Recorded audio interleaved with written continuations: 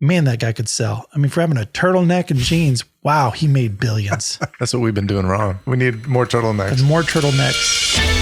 Welcome to the Chasing Mountains podcast. Your host, Dave Rumer and Jacob Colgan. Learning and growing from the best in business. Welcome to the Chasing Mountains podcast. I'm Dave Rumer. Jacob Colgan. How are you? I'm good, man. How you doing? I'm doing well. Today we're talking about Steve Jobs. Dude, that man is a legend in his own right. Oh, yeah. It's amazing how a CEO, I think he took and made CEOs cool. Do you know what I mean? Yeah, I feel like before then, did you ever really hear of a CEO and did anybody care? With his jeans. Yeah. Casual style. Dude, this guy knew how to sell. Yes, he did. He knew how to brand. And I want to, we'll go in, do a story time. But I feel like he also changed how people viewed CEOs, but also how people viewed themselves as CEOs. So I want to talk about that later. Sure. You know, how everybody almost turned into kind of a-holes. And kind of a new model. Yeah. And I think there's a pullback now from that where people are like, hold on, my employees are people and I probably should treat them good. And they want to work for me and I want to keep them for a while. And I don't know. Let's do some story time. Tell me a little bit about him. I'm really unprepared this week. I told you this before off the podcast, but this week has been a growth week for my wife's company. So we're growing, and when you're growing, there's growing pains, and we're definitely feeling them now. But you know, I have 2 children. We don't sleep much, and this time of year is when all the clients seem to want to call, and they want in now. And so it's been a little stressful this week, but it's good that it's weekend, and I'm glad to be doing a podcast. Oh, yeah. Well, don't you worry. I got you. You got me? My story time will be nothing compared to yours. It better be up there with Disney. Or up there with Steve Jobs. Ooh. It won't be. Which it won't be. Is connected with Disney. We'll tell you about that later. And Pixar. Yes. Who we've talked about yes. in the past. I noticed several things kind of in preparing for this that there were several sort of crossovers from past podcasts, which I think is interesting. We can get into some of that. Well, I find that, and sorry to interrupt your story time, but I literally find that the higher up the CEOs go, it seems like they're all connected in some way, shape, or form. And you know, even Microsoft has something to do with the success of Apple. And I guess get into story time. Tell me a little bit of who Steve Jobs is and what he did. Sure. Well, I want to make sure we have lots of time to get into the details, so I'm going to keep it kind of brief. But it's the story of a young man who grew up in California. He was adopted, and which kind of plays into a little bit of what we'll talk about today. But was adopted by a great family, and he had a love for computers at an early age, kind of well beyond his years. Early on, I think it was at Stanford. He partnered with Steve Wozniak, who we'll talk about, who was a good friend of his, and together in a garage, they started the company that would eventually become Apple. Do you feel like, sorry to interrupt, but do you feel like they're the ones who started the whole, this company started in a garage and now we're worth billions? I mean, yeah, that's typically, I think, where you hear it first sort of talked about. Yeah, they created the first, I think it was 1984, they created the first, or at least introduced into the market anyway, the Macintosh computer, I believe. Are you talking about the Apple II or the Apple one? I think the Apple one was mostly parts, and Apple II was actually a device, an actual keyboard, computer, all in one, in that you just plugged into your TV or monitor. I should have done more research. Well, same. Well, I watched the movie, so we're good. You know. There you go. We know everything now. I haven't, so you can fill me in. But yeah. So kind of continuing from there, you know, Steve Wozniak, as many people know, was kind of the software developer piece of the partnership. He was sort of the tech genius, and Steve Jobs was the salesman, the marketer, the one who could sort of tell the story and craft the brand. And he kind of became known as this guy, fast forward into the future, as the guy who would always do these big, elaborate, new product rollouts. And, one of the things that I think comes to my mind and comes to many people's mind is the iPhone rollout in 2007. And, it was so cool. And, he's up there in his jeans and his turtleneck, which kind of became his look. Did you watch that in real time? Like when it was 2007? No, I didn't watch it. No, I've watched it since. I did. Really? Oh yeah. I was lit. I was so excited. Well, so that's one of the things that's really interesting. These big events that he would put on, people, it was like a ruckus crowd. Like people would cheer and they were super excited. And, he'd talk about different features of these products. And it's just like, the attitude there in the room is like, all right, Steve, what are you going to blow us away with next? Like what are you going to introduce that's just going to be outrageous? And he didn't typically disappoint. No. Apple made tech sexy. I know that's weird to say, but they took and made it cool. They made it a lifestyle thing. Before that, it was like IBM, Compact. Is it Compact or Compact? Compact was a Q. I think we had a printer when I was a kid. It was so really quick. Just I want to say it's as you talk about those brands, because Steve Wozniak came from Hewlett Packard. Did he really? He was a developer there, and a lot of the things he wanted to do that he eventually did at Apple. I think it was 5 separate times at Hewlett Packard. They turned him down. They wouldn't let him move forward with some of these projects that he wanted to do. Big mistake. But what's interesting is like reflecting back on the journey. I'm 35, and so for me, like I remember when some of these companies, like you said, Compaq, Hewlett Packard. I remember when they were a big deal. They dominated everything. They dominated, and when I was a kid, you didn't hear as much about these Macintosh computers or Apple or anything. Like they were, I think they were very innovative for their time, but they weren't huge in the market yet. And they were also pricey. They were kind of the first ones to introduce the personal computer, and then everybody followed suit once they realized it was going to be a huge success. But they were pretty expensive. Not anybody could just go out and buy a computer like we can these days. Yeah, but I think part of the point was that they were still cheaper than, like, as far as what they could do. What they offered, like color for one thing, right. Was something that a lot of the other big manufacturers at the time, they just sort of wrote it off. They're just like, hey, for any kind of personal home computer budget, color's out of the question. And it was actually Steve Wozniak that figured out how to, I know we're talking about Steve Jobs, but Steve Wozniak figured out how to do that.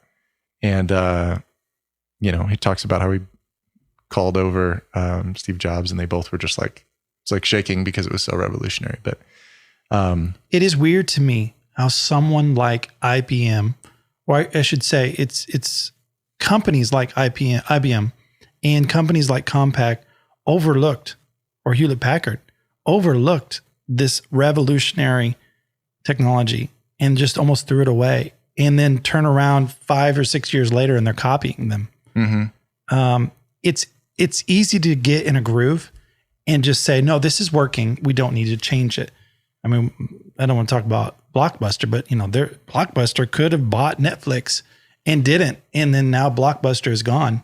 And look at Hewlett Packard. It's not as big as it used to be. Look at Compaq, IBM. They're big, but they're not Apple big. Yeah. So it's interesting how they passed on that. So part of the reason why that happens, and why it happened in this case, was because a lot of those big companies didn't have 100% ownership of everything. They either owned the hardware or they owned the software. Oh, interesting. But typically didn't own both. And that was a big strategic advantage that Apple eventually had. Like with the iPhone, when it was introduced in 2007, they had over 200 patents just for the iPhone. And the reason that they were able to offer such like an all-in-one package and have all these applications talk to one another and allow this supporting ecosystem of other applications that would, later come to follow, you could just download on your phone and make it even more useful. A lot of that has to do with the fact that they own the software. They created the hardware as a platform for all of it to live on. And then they were willing to work with with other organizations. When the iPhone first rolled out, Steve Jobs brought out on stage, he brought the CEO of Google. He brought the CEO of Yahoo, which was the big main email provider at the time. And then also the CEO of, I think it was Singular Wireless. Yeah. That was going to be like the Singular and AT&T, I think, were the exclusive providers initially at the point of rollout. And as an organization, Apple and Steve Jobs at least appeared, as far as what the public saw, they appeared super excited to partner with these big Silicon Valley players. And, I think all those things work together to create such a just revolutionary product that was disruptive in the market. For all you kids out there who've never lived in a world before like cell phones before this, the coolest thing, if you had a BlackBerry, you were elite, you were a businessman. And it's funny how when the iPhone came out, everybody who had a BlackBerry hated on it so much. That's a toy. That'll never work. That'll never take off. I want to feel my buttons. And it's interesting. My wife, Irene, held onto her BlackBerry forever. Did she really? Oh, and I used to make fun of her all the time. That's funny because she's like a big iPhone user. Huge, she needs yes. like the most recent iPhone, and she does. Like, the new cameras and all that stuff. But I'm telling you, man, all you kids, phones sucked prior to the iPhone. And when that came out, it revolutionized everything. I mean, it changed the way we interacted with our phone. It was no longer a tactile thing.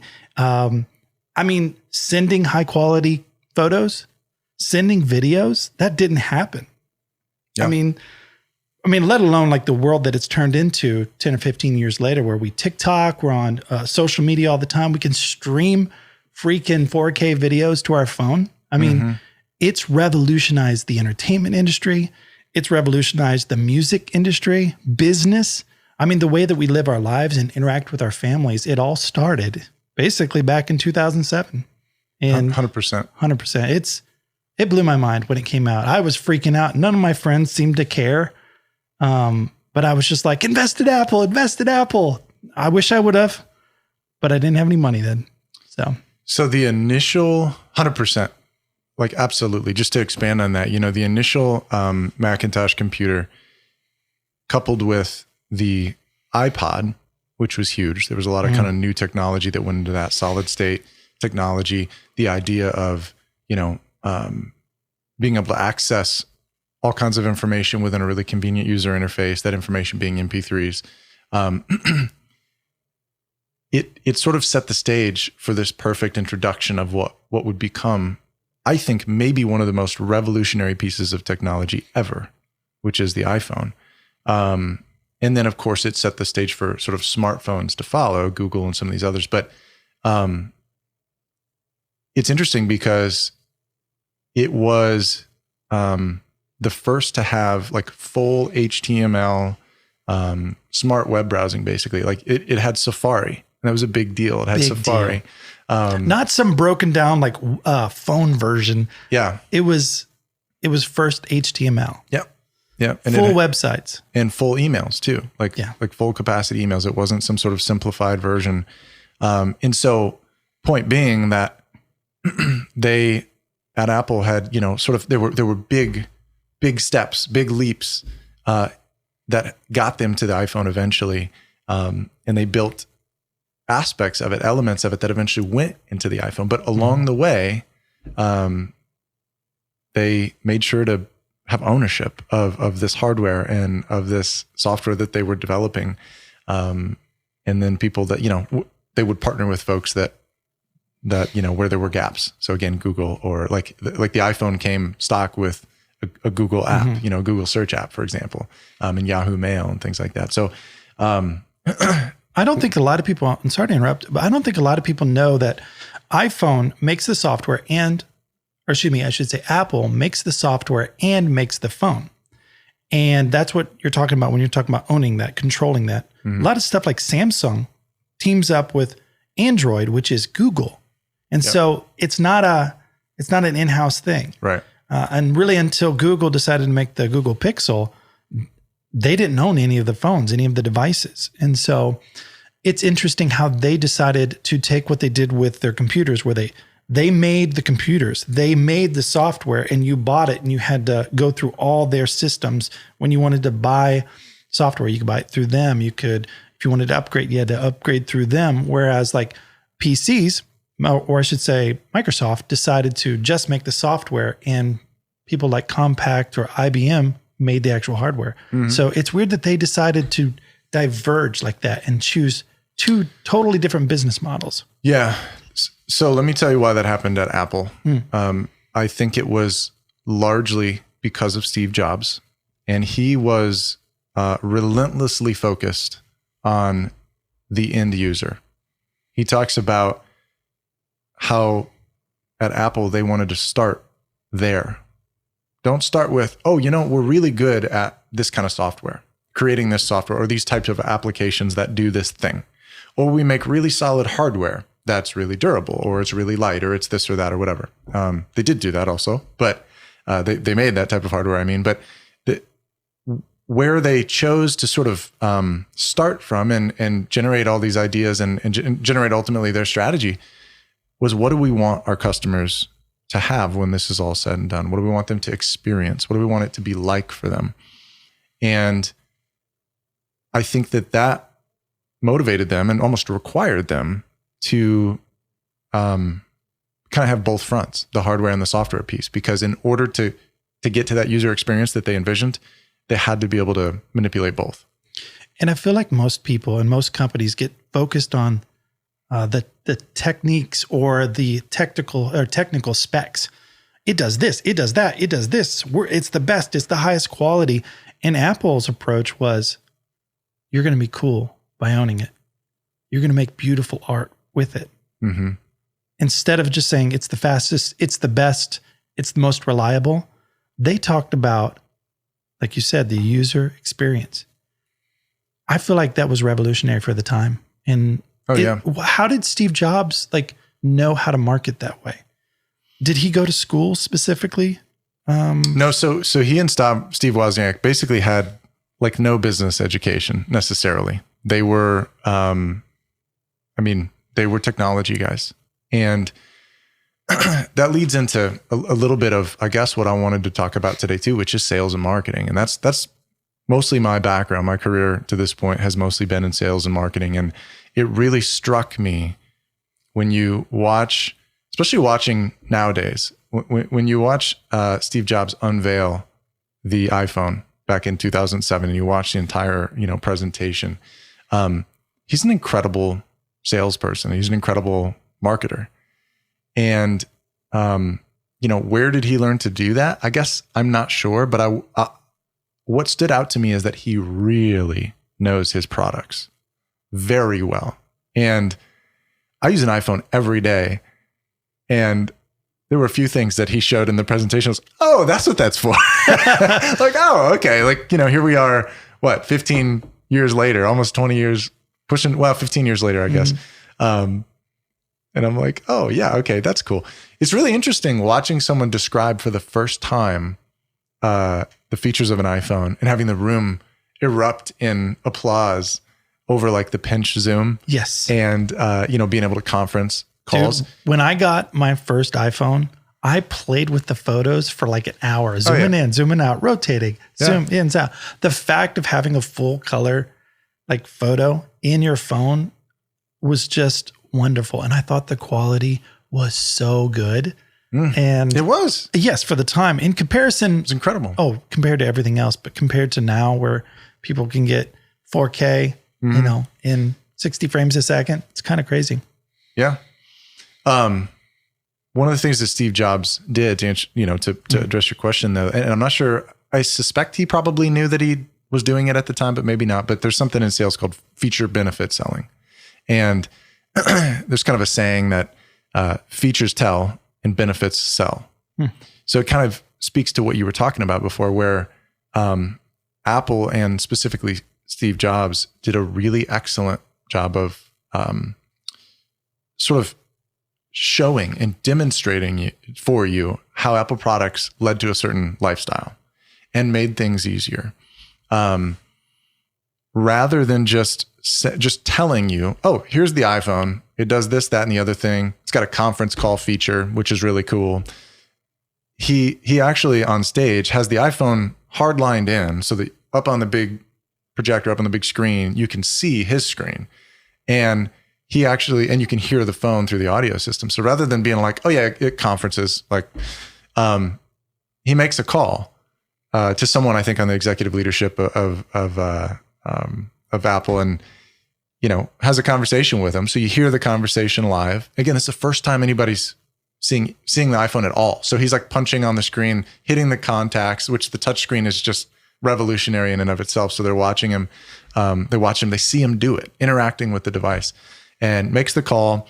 And they're just talking about going to a movie or whatever. And then he's like, oh, hey, I'm getting a phone call from so-and-so, another guy in the leadership team. He's like, hey, can you hold on just a second? He's like, oh yeah, sure, I'll wait. So then he clicks over and he's like, hey, I'm on the other line with whoever. And the crowd probably was like, oh, they loved it. They were laughing, and like, it pulls you in, and that's the benefit. He's selling the benefit in that moment. He's showing you how easy it is to plan your life and to, integrate with, integrate the technology into your planning and into just making everything better. Do you think that we business owners get so focused on the details because we need to be, for the reason being of the benefits for the people? And we're so proud of the details. We're so proud of the quality. We're so proud of that processor, or you know what I mean? Like, do you feel like we focus too much on the details that it ends up hurting our sales, like as business owners? Yeah. Yeah. I think it's really easy to get sucked into selling features more than benefits. I think especially with technical products, I've worked in selling, technology products before, on the training side. And when you have a product that's super cool and really interesting that has all these features, there's a lot to talk about, but it impacts so much harder with like your message and what you're explaining, and the product itself makes such a much more memorable impact when you sell the benefits. If you can focus on the benefits, like you can have a long list of excellent features, but what do they do for me as the end user? How do they make my life better? And I think there's a lot of people that forget to focus on that, especially new people in sales. It's just clear to me that Steve Jobs, when he talks about these products, that he knows how to sell the benefits. It's also super clear that he's in love with Apple products. He's super passionate about them. And I think that that's another sort of lesson for people in sales and marketing, is to really know your product. Know, especially if it is a feature-rich product, know those features so well that you can focus on the benefits. You don't have to sit there and say, oh, it does this, it does that, it does this thing. Instead, you're saying, it does this, and let me show you how it will impact your life. Let me show you how it makes it better. And that was another thing, is that Steve Jobs, the way he represented those products and would roll those NPIs, those new product introductions, the way he would roll those out, he demonstrated all these features. He made it almost like a rock show. Yes. Yeah. People would fight for tickets. People would show up and cheer. Mm-hmm. And he'd roll out on stage and introduce new products, and people would freak out as if, a rock star is coming on stage. Mm-hmm. It's interesting. And now you see so many other companies, even like Tesla does it. They did this big rodeo show in Texas. It's kind of become the standard way of introducing technology now. And it's pretty interesting how a guy in denim jeans and a black shirt and like New Balance shoes, like the opposite of what normal CEOs are doing. And he's out there in sneakers introducing a multi-billion-dollar idea. Mm-hmm. It's interesting to me how he doesn't have a background in sales, and he doesn't. I don't think he has a formal education, but like most of what he did as the counterpart to Steve Wozniak mm-hmm. was figure out how to sell and market the product. Like you hear, Steve Wozniak talk about, like he would create things as a developer just for fun, like just because he loved making goofy little games and stuff and creating these, these applications. It was always Steve Jobs. I was like, I can sell that. Like, let me package that up and sell it. So in the beginning, I don't know where that came from, but in the beginning, I do know that when Wozniak would solder something, and I know in the beginning, I think it may have been the Apple One, and forgive me for all you Apple fans, but I believe it was the Apple One. It was parts, and they were soldering the boards, and they were selling them to a computer shop. And Steve Jobs came up and was just like, this soldering is hideous. And Wozniak's like, it's functional. Why do we care what it looks like? And he was like, no, it needs to be beautiful. And he's like, circuit boards aren't beautiful. And they insisted. So they did a better job. And I think it showed, I mean, if you've ever opened up an Apple computer, they're beautiful inside. Everything is color coded in a particular way, black, matte black, silvers. They designed the inside to look beautiful as well as functional. It's interesting how they knew to do that. So do you know where that came from? No. Because that was a Steve Jobs thing. So his father, his adoptive father, was 100% his father. I say that because we're going to talk about his biological father in a little bit too. But so his dad, when Steve was a kid, he helped him put a fence in. And his dad was a laborer and I think a builder, but his dad taught him that the details matter, even when people can't see them. And he built a fence with his dad. And I think he talks about this ultimately in his biography that was released like within a couple of weeks after he passed. But his dad stressed the importance of making sure the back of the fence looks just as good as the front of the fence. Like a lot of people will build a fence, they want to make sure that, what everybody sees it looks good. But his dad stressed that no, it's important. Just even though other people won't see it, you'll know it was right. You'll know that it was, that it's perfect, that it's excellent. And that's important. What a beautiful life lesson. I feel like so much of us right now, we worry about what people think we look like, that we want people to think we're rich. So people try to look rich, or we look successful, or we look happy, when truthfully inside we're miserable, we're broke. I feel like if people gave the same amount of effort for the inside, their happiness, their joy, fulfillment, as what they do for their outside, I think we'd all be much happier. I feel like that's a good life lesson, and it's amazing. Well, and I think it resulted in what you're talking about, like the inside of anything Apple is beautiful. It really is. And just even, and the outside. I mean, like they're just really well crafted, pieces of both hardware and software. And I think from a user interface standpoint, that's part of what make them stand out, and definitely what made them stand out early on, because again, a lot of the manufacturers at the time of any kind of personal computation device or any kind of, like Blackberries and things like that, they were all very, they weren't that pretty. They weren't that like enjoyable to use. It was sort of like just very sort of bare bones. They were just for data entry. Yeah. It wasn't integrated in your life. I mean, maybe some random people who loved computers would use them, but most people wouldn't use them like we do today. Yeah. They made it cool. They made it creative. And I think that was key. To pivot a little bit, I know he's an amazing salesman, but I want to tell a story a little bit about the iPod. This is a little more of a story. I don't know if it's true, but I tend to believe it's true. It's lore. It's lore, but I feel like it's the truth. When they were developing the iPod, before everybody, that you had music on your phone and you could stream on Spotify, basically you had to actually physically have the CD, put it into your computer, upload it to your iPod, because your phone didn't have music on it. To your Apple library first. Yes, Apple library first. You are right. I forgot about that. Go back into the memory bank. So let me back up a little bit. Okay, so you had to have a CD. You'd put it into your CD reader. Do we need to explain what a CD is? Oh my, I feel like it's going to be too. It was a music medium. Yes. Yeah. But you'd insert your CD. You'd import it into your Apple library. Then you would plug in your iPod download it to your iPod, unplug it, plug into your headphones, the cords, kids. Yeah.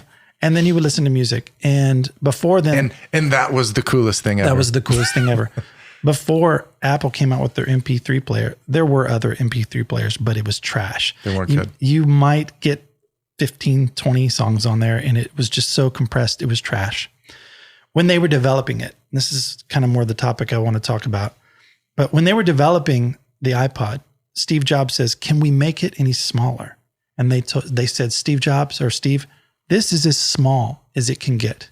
And Steve, taking a prototype that probably cost millions to make, looked at it, walks over to the fish tank, drops it in, and bubbles come rolling up.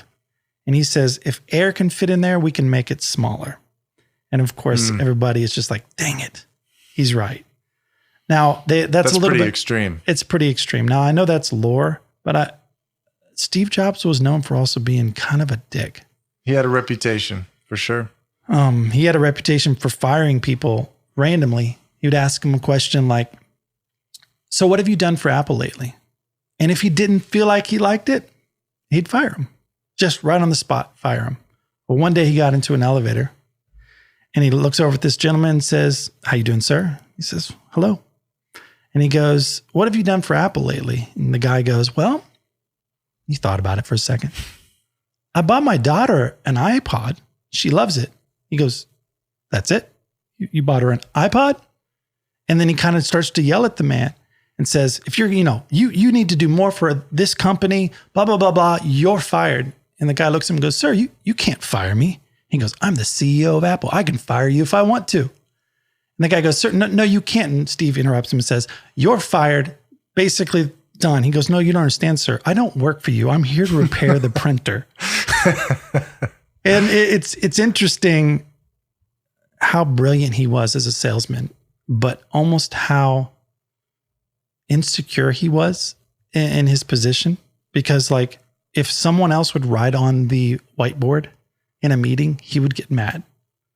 And it's weird how he had to have control. He would force people into doing, and I believe though he was a brilliant man, I feel like he changed how people viewed CEOs, but it also changed how CEOs viewed themselves. And I think people saw how successful he was, and he was just such a dick. He treated people terribly. He more forced people into doing things. People would quit right and left. And a lot of people felt, well, I guess if I'm going to be successful, I guess I have to be that way. I have to push people through. And I remember as a young adult thinking, man, I want to be a good CEO and I want to be a good leader, but I can never be that way. I cannot berate people. I care too much. Yes, I'm driven. And yes, I want to achieve a lot. But like, I thought that's what, it took to be a CEO. I guess you have to just, in order to be a billionaire, you have to be an asshole. And I see that different now. And I see there's a lot of kickback. I don't think that you can treat this generation of kids and the future generation that bad without them leaving. I know you've dealt with it where, a job is good. You like the pay, you like the organization, but the person you're working with is just unbearable. And that's the reason you leave, not necessarily the organization. Yeah, a lot of people deal with that, unfortunately. And it's interesting because sometimes the traits and behaviors of a Steve Jobs, especially in leadership, sometimes they get results. And in his case, they got results. And it really did. They accomplished some great things. He also got his ass fired from Apple. His own company. Eventually the executive leadership said, okay, no thanks, you're out. I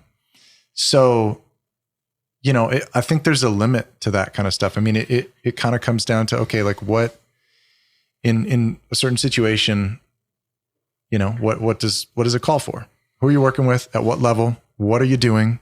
Are you saving lives, or are you, or something less important? And I think that, let me be clear. I very firmly believe the iPhone has revolutionized the world. And I mean, like you said, everything. That's almost an understatement. It's almost an understatement. I mean, everything from how we get, educate ourselves and get information, get our news to, how we work, how we interact, how we stay connected. I mean, I travel a lot, but and I get to FaceTime my children and my wife. Yeah. For gosh sakes, when we went to the Bahamas to film that one time, we were FaceTiming our wives and our loved ones. Mm-hmm.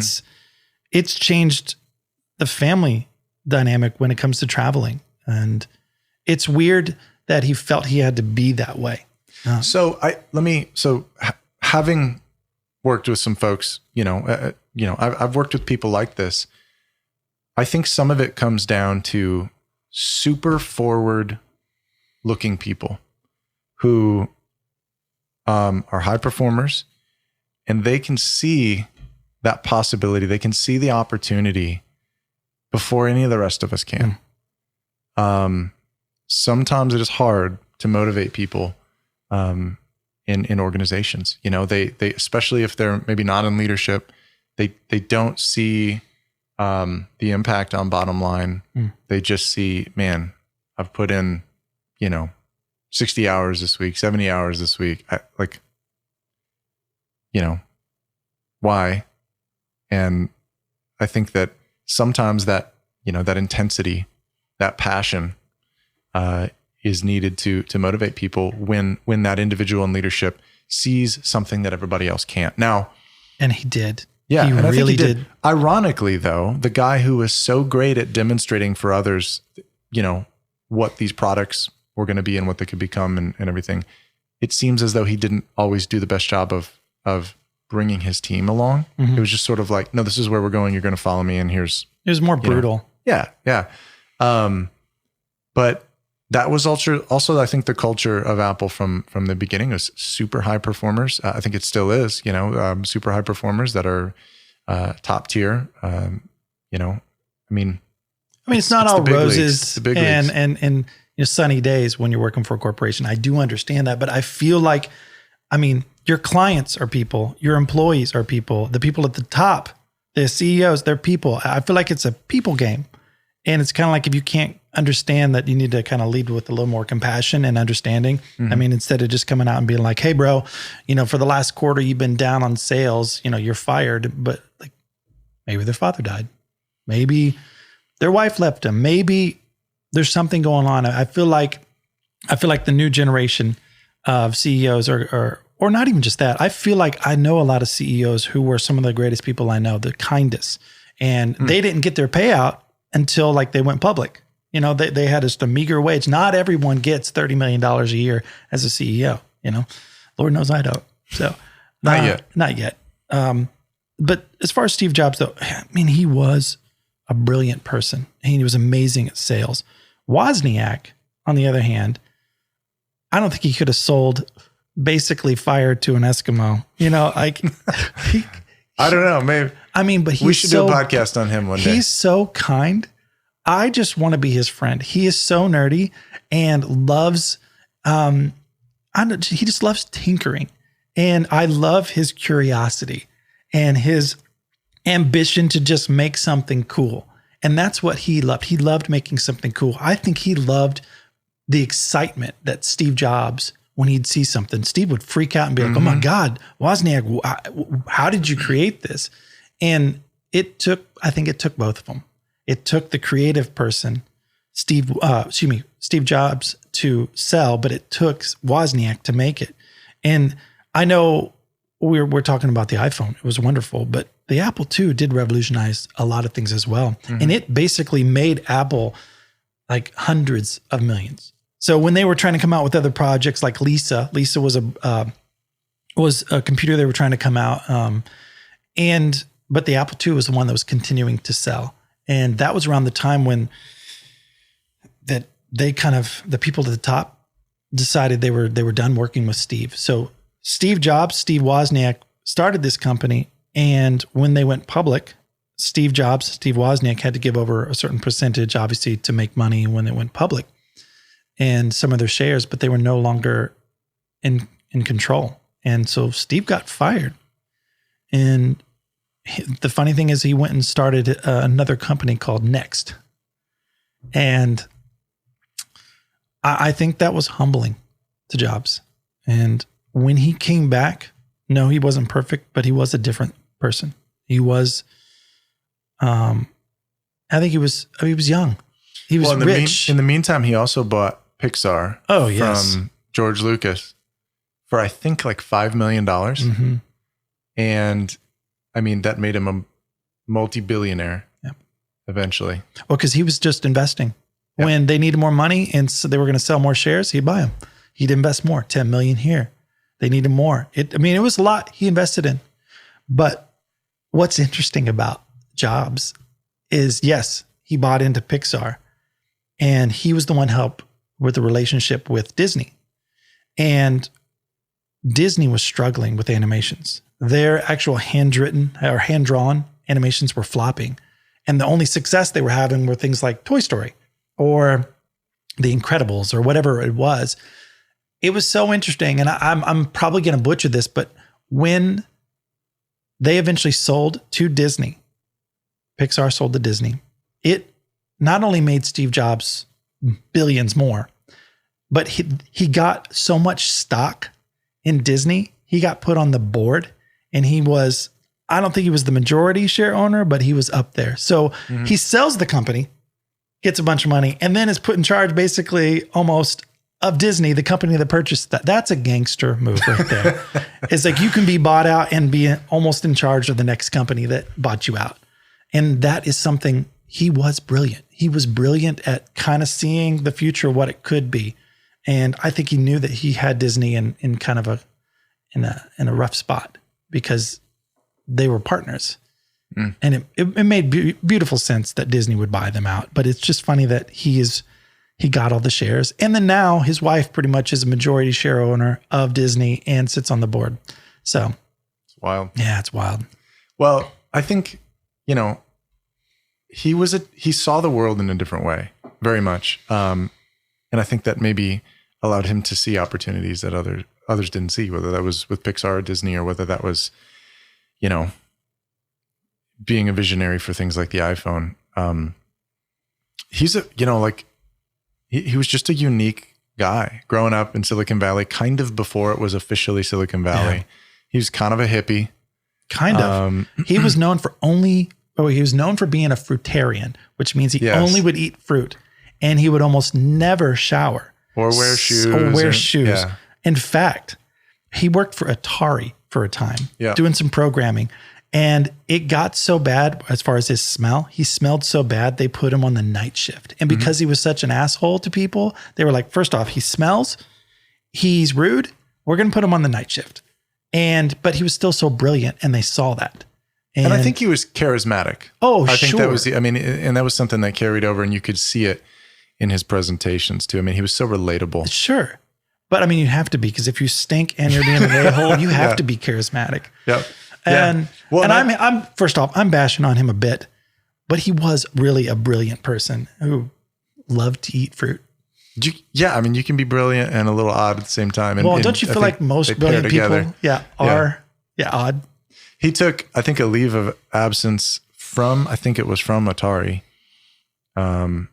and went to India for like 7 months. I didn't know that. To learn about basically like the shaman spiritual enlightenment. And he says, about intuition, helped him, learn to follow his gut, basically.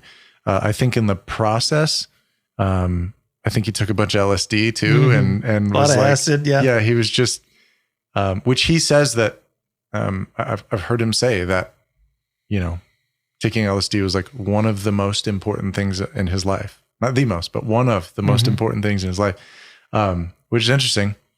You hear sometimes people will say that hallucinogenic drugs, like they sort of open up your mind in a way that it never had been before. And you sort of think differently about things. And I think he was a guy that thought very differently about a lot of things. He talked about how, he grew up basically with he didn't care about money because he didn't really have any. And so it allowed him, when he had a lot of money, to also not care about it. He lived a pretty modest lifestyle, from what I understand. I'm sure it was nice house, nice neighborhood, but it wasn't like ridiculous. I mean, he's a multi-millionaire. I'm sure he had his time where he balled out like crazy. Yeah, but like raising his kids and stuff, it was he talked about how it was important for them to be able to just walk in the street. His his biographer that wrote the book that was released shortly after he passed, biographer said that, there was no sort of gate around the house. You could literally just walk to Steve Jobs' house, up the driveway, into the backyard, into their garden, into the unlocked back door. It was, he wanted that life for his family and for himself. And I think had it for a lot of the time, a lot of his life. And I mean, that's great. I mean, that's what you want, is to have, the financial freedom. Yes. Have this sort of, be very wealthy, but you don't have to live in that way, or the stereotypical way, if you don't want to. And he didn't want to. It was just he saw things differently. And I think that helped him to lead Apple. I mean, so eventually, by the way, he was brought back into Apple. So after he did his time at Next or Next Gen or whatever, which made, as I understand, great products, but they just didn't sell very well. I know when they brought him back on, basically said, sure, I'll come back, but you have to buy my previous company from me. Is that how it works? Okay. Yeah. So he sold his IP. I'm sure they just trashed it or used it. I'm sure, whatever. But what a gangster move. Is like, cool. You want me back? Yeah. Go right on ahead and buy my company, which, by the way, he did another gangster move. This man was full of gangster moves, by the way. For a hippie. Yes. So here's one. He knew that they were just thinking about bringing him back, and Apple's share price was struggling. A lot. They were like 90 days, I think, from bankruptcy. Yeah. And in fact, Apple was doing stupid things like when Steve Jobs was gone, they were doing things like putting the speaker too close to the hard drive so that when the computer would turn on and go bling, it would shut off the computer. So it was a cluster. Well, when Steve Jobs was going to come back, he wanted some bargaining, So what he did was he started selling off a ton of his shares, which caused the price to go. Meh. So not only did he walk in, they gave him a ton of more shares, pretty much just said, take over. And when he came back with a vengeance and owned a ton of that company. Yeah. And, he brought it back from the brink, man. Well, he came in and he was like, okay, you have way too many products. We're going to streamline this a little bit. And he got back the advertising agency that he used in the beginning. Mm-hmm. Oh yeah. Cause he came out with like a really cool, sort of like rebrand that is eventually kind of what Apple came to stand for, which was like, we are the doers, we are the creators. Do you remember that in 1980s, maybe it was 1989 when they came out with that advertisement of that girl that came in with the sledgehammer and throws it. And it's like, you look at it, feels like she's running in this room and, it's hard to explain. You just have to see it, but it's a room full of just people in suits chanting. And it's like making fun of IBM, all the big corporations. And this girl comes in and just pulls this sledgehammer and throws it towards the screen. It's in slow motion and crushes the screen, representing we the people against these big brands. Yeah. And sorry, that's you. Oh, it is me. Yes. He's playing footsie with me. But it's we the people against these big brands. And then it ends with the Apple logo. And it's like reimagining, whatever it said. It's interesting now how Apple is such a juggernaut. They are the corporation that they sort of it's like against. A full circle. And I think I wanted to originally talk about right to repair, but I feel like that's a podcast in and of itself. It's basically, since Apple does have control of all of its products, it's really difficult to have people update their own products without it not working. For example, I had a phone that the button went bad, but you can't replace the buttons unless you do it through Apple. They'll make it to where it doesn't work. You can update your screen, but it doesn't ever quite work right. They don't give the specs out to repair houses and such like that. So it's almost like you don't actually really own your own products. So he lived an amazing life, and it's kind of sad. He had cancer, and pancreatic cancer. Yeah, which is a pretty bad, man. Yeah, which he kind of hid for a while. There were some interesting parallels, by the way, between what I learned about Steve Jobs and Elon Musk, what's going on currently with Twitter, because, you know, you talked about manipulating the stock price. There's some of that going on with, you know, with Elon Musk and his ability to post a tweet and have it impact the market so heavily, which I think is kind of interesting. But also, you know, there's talk about SEC violations with Elon Musk and how he has disclosed certain things or hasn't, or has said things and didn't follow through. That became a problem with Steve Jobs with his pancreatic cancer, because he, I guess apparently he hid it. And there were times when he said he didn't have it, like that he was cured, and he wasn't. He was still receiving like secret treatments for it. So supposedly that was like some sort of potential SEC violation. I don't know if he was ever charged with that, but there was talk at the time about how like that, hey, this is kind of a problem for the shareholders and for, you know, investors in the company. Like if you're misleading shareholders and saying that executive leadership, you know, is in perfect health and they're not. So I don't know, just some kind of interesting overlap that I noticed. Something interesting, I thought, when Jobs did come back, Apple was on the brink of collapse.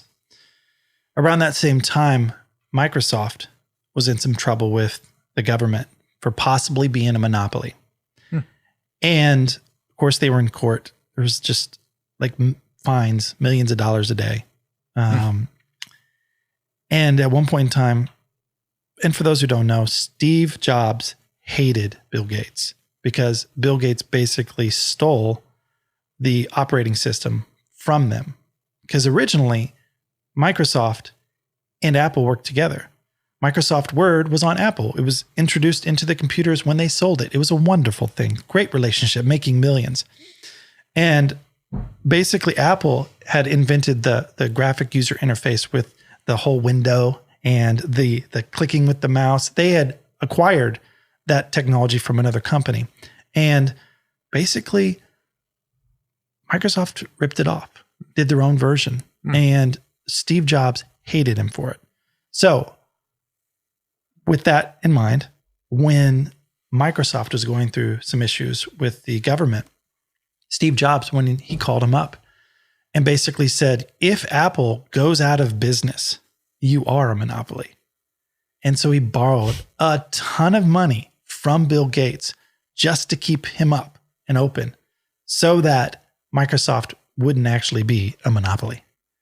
And that's interesting. So someone he hated, they really both didn't like each other, worked together, and Steve Jobs got what he wanted. Bill Gates got what he wanted. And that goes to show sometimes you got to put that aside and just do business. Yeah. And he lived an amazing life. He helped create a bunch of amazing things. I think he was a flawed individual, but I feel like we all are. But he is inspirational. Man, that guy could sell. Yeah, for sure. It's sad when he passed away. I remember being sad. I was like, man, is Apple going to continue to create? Are they going to be as innovative as they, you know? It sucks. I feel somewhat like it's not, but they invented so many mediums.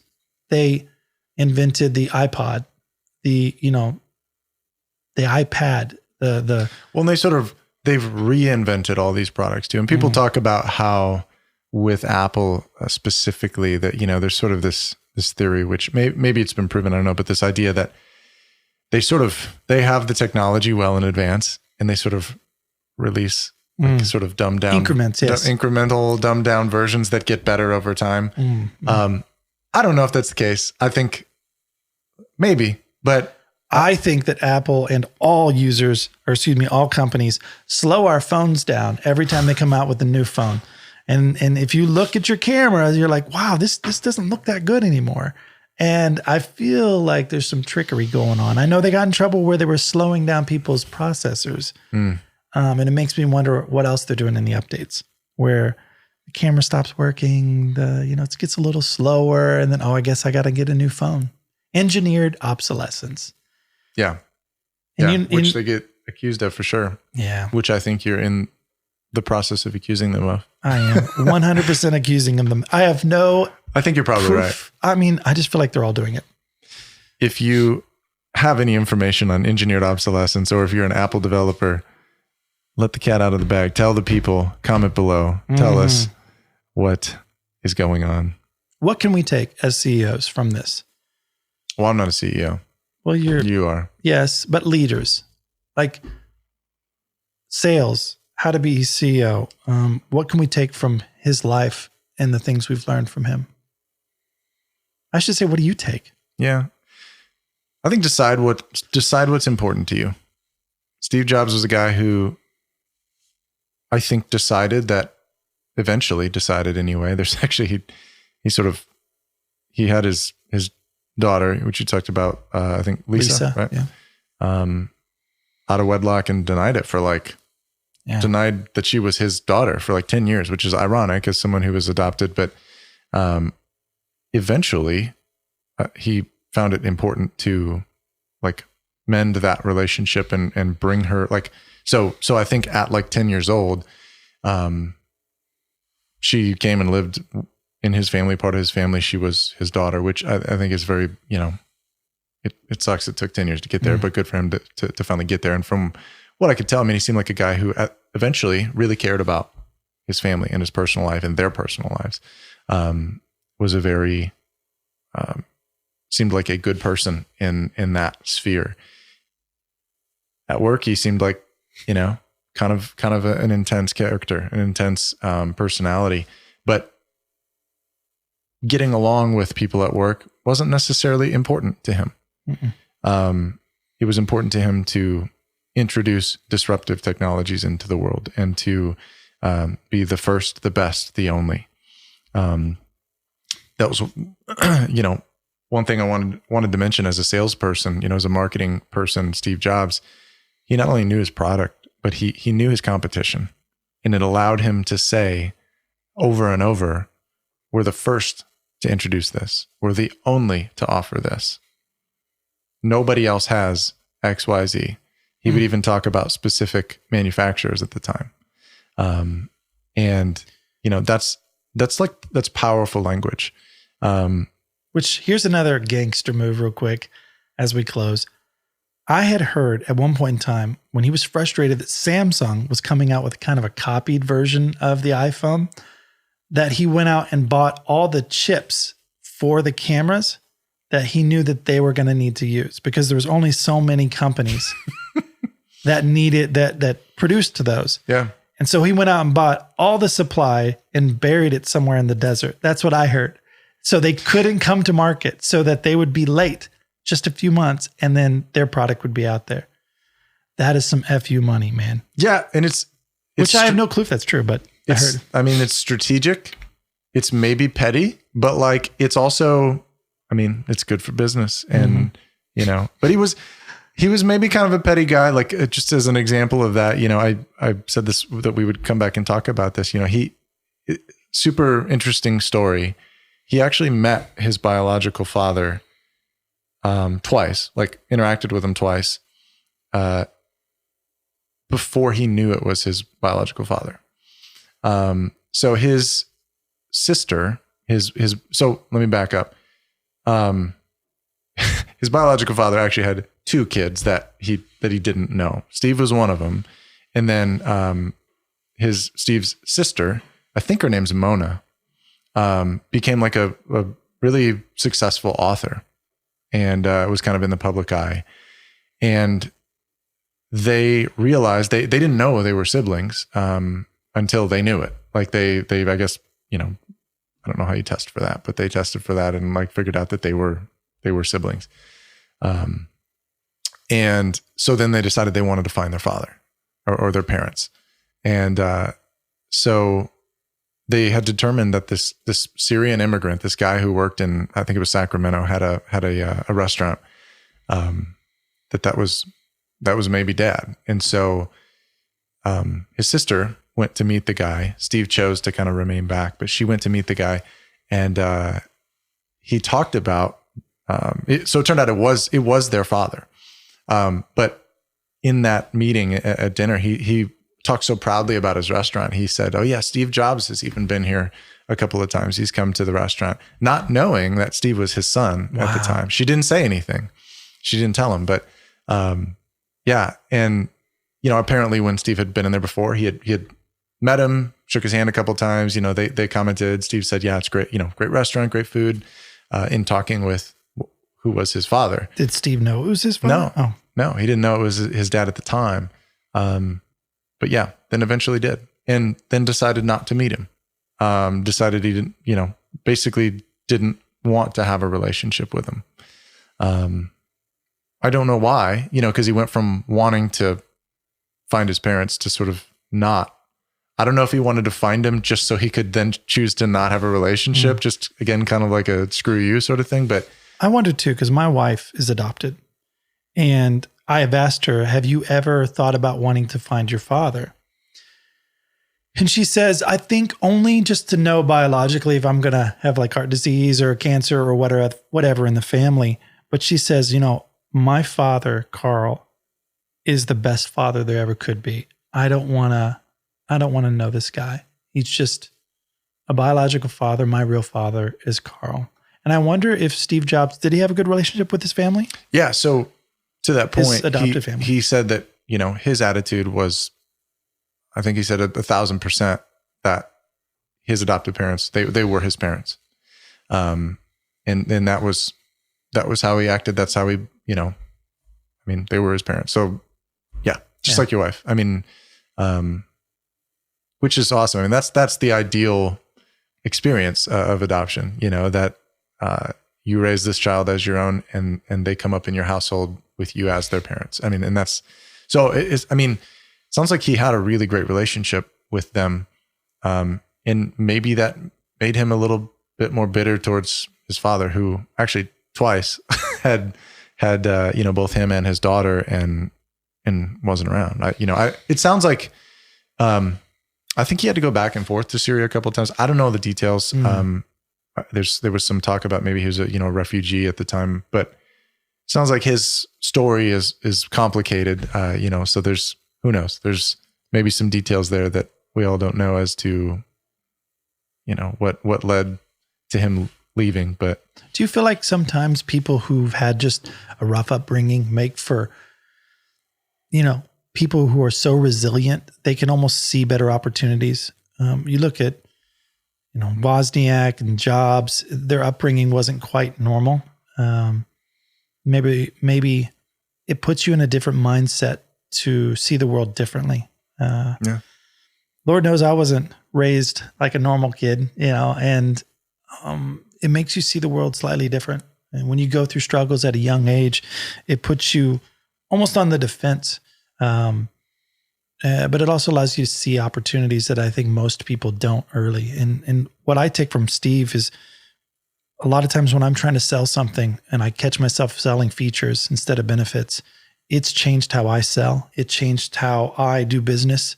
It's changed how I even treat people. I don't want to treat people that way. I'd rather lead them in the direction. I don't want to bully them. I may never have $1 billion company, but he's inspired me to try to look at things just different. What is everybody else doing? And can we do the opposite? And will it revolutionize something? And I don't know, man, that guy could sell. For having a turtleneck and jeans, wow, he made billions. That's what we've been doing wrong. Yeah. We need more turtlenecks. And more turtlenecks. He was quoted, he let me rephrase that. He often talked about a Wayne Gretzky quote, which was, it's something to the effect of, I don't focus on where the puck is, but on where it's going to be. And you could definitely see that. And if you see that in the things that Apple did and the way that Steve operated and sort of that very forward future thinking attitude. But yeah, I think just to speak to what you're talking about, how you certain experiences cause you to see the world differently and to perceive your environment differently. And he was a guy, I think, that didn't really worry too much about the past or the here and now. He was very focused on what could be, where the puck was going to be, what opportunities were there waiting in the future for him and for Apple. And there's a big lesson there too. This company went from being almost bankrupt to now worth trillions. Yeah. What's the market cap on it? Is it like almost like 1.5 trillion or something like that? I haven't looked. Yeah. I may be way wrong, but to go from bankruptcy to this massive, massive organization is impressive. And so starting from the garage to bankruptcy to then, what a journey. Mm-hmm. What a life. And to be there for all of it almost, besides a brief period. But I think that's part of, he had part of the story of Steve Jobs is this guy who was a co-founder who had all the institutional knowledge and experience along the way. I would hope that you would then become someone who is totally in love with your products and super passionate in a way that maybe somebody just hired into that role could not be. Yeah. What a lot to learn. Steve Jobs. Yes. And there's a lot more that we didn't cover. Oh my gosh, yeah. I think I'd like to post in the show notes the video of the iPhone release. I think we should. Back in 2007. So look for that. Check that out. It's just really cool. I mean, if you're at all in sales or marketing technology, there's a lot to take away from that, especially sort of seeing it from today's perspective. So many things that we kind of take for granted with the iPhone and with some of our, oh, you got somewhere to go? Some of our telecommunications and everything. The iPhone. Yeah. Thank you, iPhone. It was a reminder. Like looking back at when it was first introduced, you forget how incredible those things were and how revolutionary some of the technology that we use every single day and don't think about how revolutionary it was. And, just seeing the way that Steve Jobs talked about it, the way that he marketed it, the way that he sold, there's a lot of lessons for sure to be had. So I want to share that. I don't think people realize this phone is a supercomputer. Which is apparently low battery. Yes. It's tethered. But dude, it's a supercomputer. Yeah. And I know people say it all the time that, the phone you have in your pocket has more computing power than the rockets that went to the moon. That's true. That's by a factor of like 10, 11, 12, 100. We look at it as a phone, but there's so many opportunities. There's so many jobs you can have just with your phone. There's TikTok people that are making millions with their phone. And I think it should make us business people inspired to go out and try to make something. I know we tend to think that there's nothing else to invent because it feels like that sometimes, but there are things out there that need to be invented that will change how we view the future and how we will interact with the world. And absolutely, I want to make those things. I don't know what they are yet, but I do want to encourage people, go out there. Apparently do a bunch of acid. No, I'm kidding. No, find yourself. No, don't do that. I'm going to get a bunch of like messages from moms. You tell them that. No, for real. Just, think outside the box. Look at what the world is doing. See if you can do the opposite. Find a niche, fill a void, make it happen. And I think you can change the world. Awesome. That's a good spot to end it. Yes, sir. You want to take us out? All right. We're Chasing Mountain Podcast. Peace. Thank you for being a part of this podcast. Please leave a comment with your questions or business endeavors. We would love to be a part of your journey. If you would like to hear more, please like and subscribe. The thoughts and opinions on this show do not reflect those of our advertisers, employers, or other affiliates. The content should not be considered legal or financial advice. The Chasing Mountains podcast is a production of Chasing Mountains Media. Copyright 2022.